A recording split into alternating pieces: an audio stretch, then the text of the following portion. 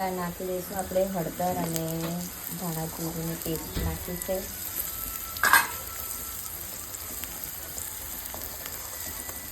આદુ મરચાંની પેસ્ટ નાખી છે. આદુ મરચાંની લસણ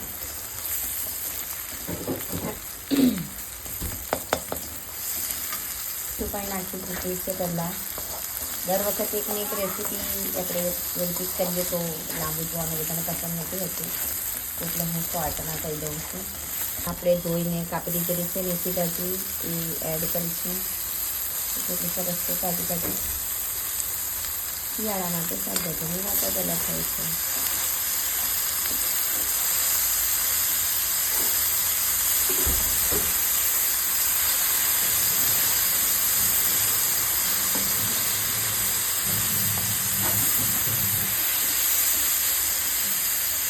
હવે આપણે એને બરાબર પ્રોપર ચાળવી લઈએ.